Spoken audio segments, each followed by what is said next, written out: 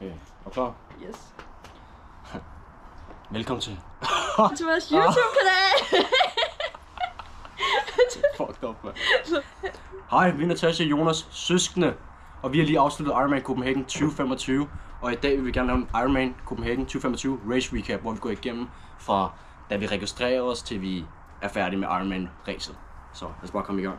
Altså hvis man har fulgt med på vores Insta, så har vi trænet op i et år op til den her Ironman Copenhagen 2025. Og vi starter så om torsdagen med at hente vores startnummer. Der tog vi over til Ironman Village. Og så valgte vi også, hvad for en cap vi skulle have på til svømning. Og der valgte vi den her hvide en, som var under 1,25, tror jeg nok. Ja, der omkring. Gruppe F. Og så gik vi ellers derind, prøvede at finde vores navne på det her Ironman-skilt, hvor alle vores navne står på. Og det var rigtig svært at finde, men heldigvis fandt vi det, det var lige ved de to hakker her, som man også kan se på videoen. Efter det så gik vi ellers ind til der, hvor vi skal få vores race bags og vores startnummer og så videre. Og så fik vi lige taget nogle gode billeder og lige fik tjekket det hele igennem, og så gik vi ind i Ironman-shoppen, hvor Natasha så skulle have en fed sort Ironman-kasket. Og sikkert noget tøj også, eller hvad? Ja, så kan man gemme sig, hvor hårdt man har det med briller på og cap. Så kan de ikke se, hvor hårdt man har det til Ironman. True. Efter det, så gik vi over og så race recap, og lige så vi så race briefing. Det var det, der hed. Vi recappede allerede det, vi kaldte. Race briefing, hvor vi ligesom hørte omkring cykelruten, hvor hård den var, og og reglerne. Og reglerne omkring de forskellige ting. Og så tog vi ellers ned til svømmeruten, der hvor vi starter, svømmestart, og lige fik afprøvet det.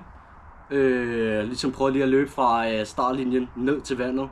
Der var faktisk lidt længere end man troede, men vi fik afprøvet det, kiggede ud på ruten, og lige fik mærket vandet. Det var, hvad var det, 18 grader, blev vi enige om? Det, 20 grader tror jeg faktisk, op mod de 20. Det var op mod de 20 grader, ja. Temmelig varmt. Og så tog vi ellers hjem. Så gik der 2 dage, hvor vi lige fik trænet det sidste færdigt. Lige stod på cross-trainer, læste lige ud og løbe en tur og cyklede. Og så blev det lørdag. Lørdag, der mødtes vi nede på Amager. Og og der var en kæmpe kø til at aflevere cyklen. En kæmpe cykelkø på rigtig mange meter. Nok nærmere en kilometer, hvis det ikke er løgn. Og, men det gik heldigvis hurtigt. Så fik vi tjekket vores cykler ind, og fik ragget dem. Og smidt vores poser i transition til 1 og til 2 poserne. Og så gik turen ellers faktisk hjem til Natasha, hvor vi blev enige om, at vi skulle lige have en nap. Som aflig var vi sov på sofaerne, og Natasha og Peter de tog ind i sengen og lå og sov derinde. Det var lige en powernap, inden min veninde Silje kom, for at vise de skilte, hun har lavet. Og vi havde så mange fede skilte til Ironman racet. Super flotte skilte, og der kommer lige nogle billeder op her. Og så kom ellers de resterende, der skal hæppe på os. Og det var Marius og min mor og Gorm, og det stak helt af. Altså, spiste vi noget god mad, så noget god film om aftenen. Der så vi også bare en hel masse film og hyggede os. Og så gik vi faktisk ellers i seng, og så var det søndag morgen. Det var race morgen. Vi skulle op klokken 4 om morgenen. Ja, 4. Det var altså ikke så slemt. Men det var slemt for ham der. Han var ikke morgenperson. Jeg var godt træt, som I kan se på den her video, så er jeg ikke lige den mest morgenfriske person, der findes. Og så tog vi ellers afsted mod racet klokken 5 om morgenen, og så regnede vi at være der lidt før 6. Så vi er sikre på, at vi var der i god tid for at tjekke, at vores cykler var okay og ikke blev stjålet. Og det var det heldigvis ikke. Drikkedunke på plads med vores carbo race i, og lige være i race-stemning. Men vi var så på stationen om morgenen og fulgtes med alle i togene, og der var godt mærke en lidt presset stemning fra morgenen af. Folk var lidt stille, men altså vi var alle trætte. Ja, præcis. Men jeg var faktisk overhovedet ikke nervøs fra morgenen af. Og det ved jeg, Oliver heller ikke var. Du var en lille smule lige inden vi skulle hoppe i, men det var intet slemt. Jeg var ikke klar til at blive slået i hovedet og sparket i maven endnu. Og det gør man i svømmeruten. Ja, men så blev klokken 7:33. Nej, klokken blev 7:20. Der skulle vi ned og opvarme. Der hoppede vi lige i vandet og fik det der med hænderne, der fanden hedder det? Det kan jeg ikke engang huske, hvad folk hedder, men det var fandme, det havde jeg glædet mig til, hvor folk lige skulle klappe, og det lød så sindssygt ud på video, men jeg tror bare, vi stod helt forkert sted, så det var så fucking skuffende. Altså, det var super akavet, og det var, man hørte ikke en skid, eller og noget. Men så gik starten ellers i gang, og vi svømmer så ud med de hvide caps. Og vi går ud til den første bøje. Der kommer lige et billede af ruten her. Ud til den første bøje, der er der cirka 200 meter ud til midten. Og der er der nok omkring de 10-14 meter dybt. Og derude der vender vi så, og der skal vi forbi 2 broer. Hvad kan man sige der? Der gik der amok. Folk svømmer over hinanden, og altså man skulle lige finde rytme lige hurtigt, og altså, men ellers var det meget fint faktisk. Så når vi forbi den ene bro og nummer 2 bro, og derude ved nummer 2 bro om bagerst, der kunne man faktisk gå. Halvvejs, lige omkring halvvejs, lidt før halvvejs. Ja. Der begyndte Jonas at gå lige pludselig, så jeg svømmer ved siden af ham, og jeg tænker bare, hvordan fuck kommer han løbende forbi mig? Ja. Jeg kommer løbende forbi der. Så jeg sagde lige til ham, du skal ned igen, altså det er ikke en Ironman, vi fik svømmer hele vejen. Ja, så det fik vi hurtigt gjort, og så gik turen ellers tilbage. Det var faktisk også et fint flow. Vi så også en hel masse gå i det vand, så man skulle bare lige... Ja, alle gik der på det tidspunkt halvvejs. Og så gik turen ellers bare nedad igen, hvor det gik faktisk okay hele vejen ned. Der var selvfølgelig flere og flere, der kom med god fart og så videre. Og svømmede ind over en, og vi svømmede ind over en anden, og altså lige pludselig kunne jeg ikke finde hende, og hun kunne ikke finde mig, og så fandt vi heldigvis hinanden igen. Så var vi nået ned til den sidste bøje, den aller sidste bro, inden vi skulle vende om og ind mod land. Og derfra, jeg ved ikke hvad fanden der skete, men der var bølger, der var strøm, der var super mange mennesker, som jeg fik kvalme, jeg fik søsyge, og jeg var nærmest ved at brække mig en af gangene, jeg skulle rundt den aller sidste bøje for at komme ind. Men det fik vi gjort. Ja, jeg havde det egentlig meget fint. Ja. Og så kom jeg ellers op af vandet, og jeg kom lige op 10 sekunder før Natasha, fordi jeg gav den bare fuld smadret til sidst. Men jeg fik også et godt billede af det. Så. Hun fik et godt billede, og det kommer lige her. Sindssygt billede hun fik. Ja, og så var vi ellers i en transition, hvor vi blev mødt af en masse opbakning med flag. Ja, vores dejlige tilskuere, der var med, og havde en masse banner til os. En masse banner, og de stod bare klar med flag og det hele. Og så er der lige en video her, hvor vi... Så blev vi sendt afsted fra T1 ud til cykelruten. Lige præcis, og til dem, der er nysgerrig over, hvorfor jeg har en vest på, så er det fordi, jeg simpelthen ikke har en smart cykel med alle mulige smart rum. Så slanger og nutrition, diverse ting til at lappe dækket, hvis det skulle gå galt. Det lå også i vesten. Så turen, det var 180 km. De første 10 minutter, der kunne man godt mærke, at lårene var rimelig kolde, og man var nedkølet, og man fik sådan nogle prikker, fik jeg i hvert fald sådan nogle prikker i låret, fordi det simpelthen var så koldt. Men efter de 10 minutter, man lige har været i gang, så gik det faktisk okay. Ruten gik igennem Københavns indre by, eller sådan noget. Ja, og så ud mod Hellerup op til Bellevue Strand. Ja. Og så tog vi så sådan noget, 80 km rundt 2 gange. Deromkring rundt deroppe. Og det var egentlig meget hyggeligt. Det var super hyggeligt, ja. Men inden det, så kom vi ud fra København, og først der kunne vi give den sådan okay meget gas. Ned af selvfølgelig Bellevue. Så drejede vi ellers op og mod Gikkels Bakke. Og det var faktisk en fed bakke, men en stejl, men fed bakke. Det var faktisk fint nok. Ja. Og så stod der bare en hel masse og hæppede, og der er transitions, eller hvad, nej det er det ikke, hvad hedder det? Aid stations. Og hvor man lige kunne stoppe op og tisse og... Ja, han skulle til Aid Station alle gangene, der var der. Alle 4 gange skulle Jonas til Aid Station. Hvor på tisse. Ja, desværre. Hvor jeg lige man skulle tro, han var pigen. Jeg skulle lige have noget vand, og jeg skulle lige tisse, og det skulle jeg nærmest hver gang. Så det fik vi også lige brugt det i hvert fald 10-20 minutter på måske. Men så kørte jeg ellers nedad der. Og der tænker jeg, okay, det er den første bakke. Jeg fik nævnt, der er 2 bakker. Men jeg har det også rigtig hårdt. Der kommer lige en billede af min cykel her. Skal jeg lige have en forståelse af. Den er lidt tung at køre op ad bakker. Jeg fik kramper i låret et par gange. Men det var så den ene bakke. Jeg fik at vide, der var 2 bakker. Sådan 2 hårde bakker. Men ifølge mig var der jo meget mere end 20-30 bakker i det hele. Ikke? Men igen, det er også en vild tung cykel, jeg har. Ja, så nu har vi hørt, hvor tung din cykel er. Ja. Man kan køre Ironman på alle cykler. Men her kommer lige en masse billeder fra cykelruten. Og det gik egentlig super fint. Hvad havde vi en gennemsnitsfart på? 28? Ja, vi havde en gennemsnitsfart på cirka de her 29 km i timen, så meget roligt. Ja. Og det er med stop indimellem og alle tissestoppene. Ja, og skal du lige forklare om din dommeroplevelse? Ja, så omkring halvvejs, lige efter Gikkels Bakke, Så kører jeg måske lidt for tæt på Jonas, det kan man også se på billederne. Ja, draftede lidt. Jeg draftede lidt Men det gør vi alle, kan man fordi sige. det er hyggeligt at tale med folk, imens man cykler, ikke? Ja. Så jeg holdt ikke helt de der 12 meters afstand, så jeg blev lige piftet til siden af en dommer. Og fik et blåt kort. Så jeg skulle lige i penalty, når jeg kom tilbage fra cykel, lige inden jeg tog ud til løb. Så vi kan se her, så jeg lige penalty. Og billedet her. Ja, og ham der dommeren, han holdt simpelthen øje med mig de sidste 90 km.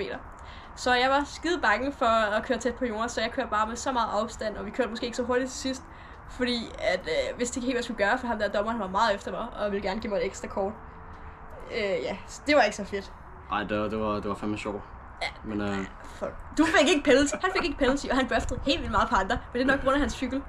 Sikkert. Jeg fik at vide hele tiden, derfor kom folk kørende forbi Jonas på fokuscyklen, og han kæmper bragt, og jeg ved ikke, hvad jeg ikke ellers fik at vide derude. Men jeg fik at vide, at jeg var den første kvinde, der fik en penalty den dag, og nok den eneste. Så det var sgu da meget fedt. Ja. Så vandt jeg noget for det løb. Det kan man sige. Men så kørte vi så ellers ind mod København de sidste 3 kilometer, og til sidst der skulle man hoppe cyklen, og så stod der nogle catcher og ligesom tog en cykel. Ja. Jeg vil sige, det forstod jeg ikke lige i starten. Jeg forstod ikke, hvorfor han ville have min cykel. Den fangede jeg ikke lige helt. Det gik lidt tid, før jeg ville give min cykel videre. Ja, men så stod der catcher, og de tog en cykel, og man løb så ind til vores T2, hvor vi skulle gøre vores, løbesko klar og tage dem på. Og jeg gjorde det selvfølgelig lidt langsommere, fordi Natasha havde en straf på 3 minutter, og de skulle tages. Men her er der en video af os, der løber ud fra T2, og faktisk et godt humør, friske ben. Natasha er dog lige ved at løbe ind i den her, men hun får lige undvidet ham. Men super friske ben faktisk, og runden er, 4 runder af 10 km. Ja. Ned ad den sorte diamant, og der kommer lige billeder af ruten her. Og det er faktisk fint, så kommer man ned til den til første runde, hvor man får et armbånd på. Og det er 4 armbånd, man skal have selvfølgelig, af jer, der har været nysgerrige omkring det. Fordi vi har haft nogle forskellige slags armbånd, vi har haft på. Og det er ligesom bare for at tælle, hvor mange runder man har løbet. Så de første 21 km, det gik jo faktisk super godt. Der var lige, nogle gange fik jeg lige lidt under foden her og der, og nogle gange fik hun ondt under foden. Men ellers gik det faktisk okay. Vi holdt tempo stort set hele vejen igennem de der 21 km. Og der kommer lige en hel masse billeder her fra løberuten. Og nogle gange mødte du også Stitch. Ja, vi mødte vores publikum og tilskuere hele vejen, der bare hævede på os, og det var så fantastisk. Ja, det var og hver sådan noget 1,8 km var der en aid station, så der tog vi bare kiks og bananer og vand og det hele.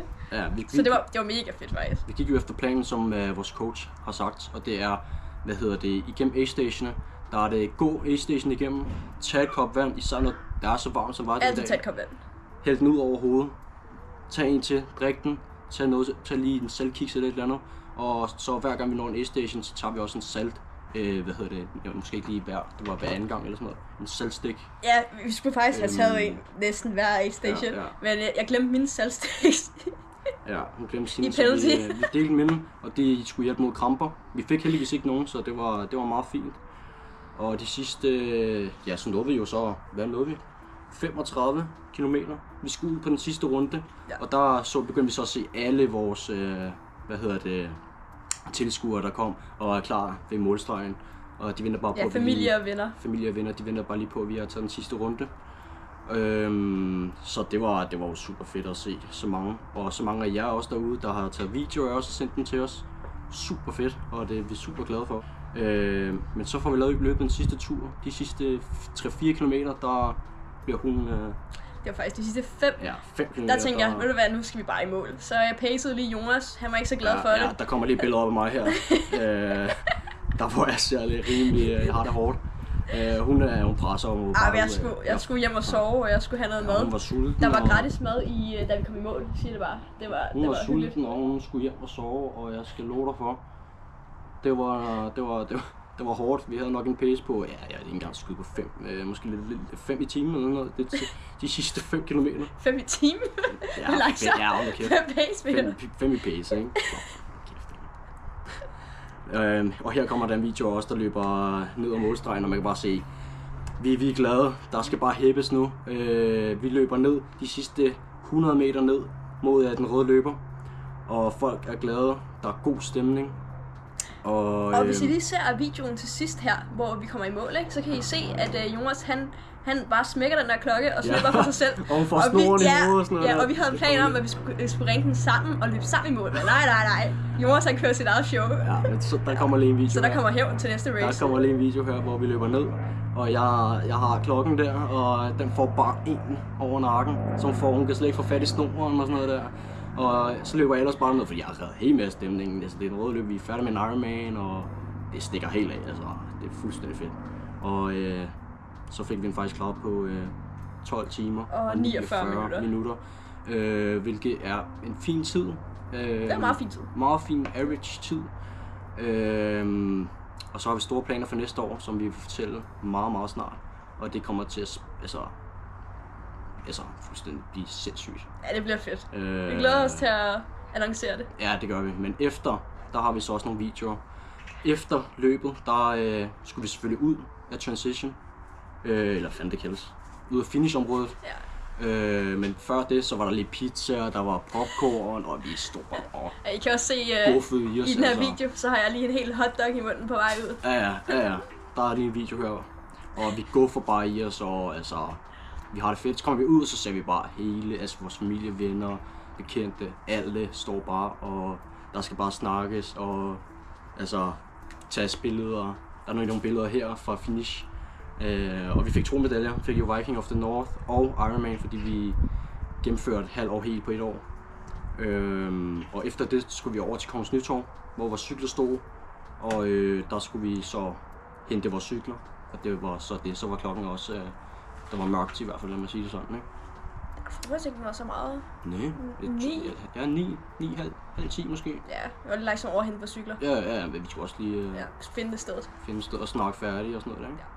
Men så alt i alt et mega fedt race. Super fedt, ja. Og Ironman 2026 blev udsolgt på ingen tid. Og altså... Ja, så held og lykke til alle jer, der skal lave Ironman næste år. Det bliver så fedt. Det bliver det fedeste, I nogensinde har prøvet. Altså, I skal glæde jer fucking meget, og der kommer super mange fede tips, konkurrencer, alle mulige fede videoer på den her kanal. Så I skal fandme glæde jer. Og så ses vi jo meget snart, fordi vi skal ud og svømme en fed konkurrence, som vi tager med til meget snart. Så vi ses. Tak for i dag.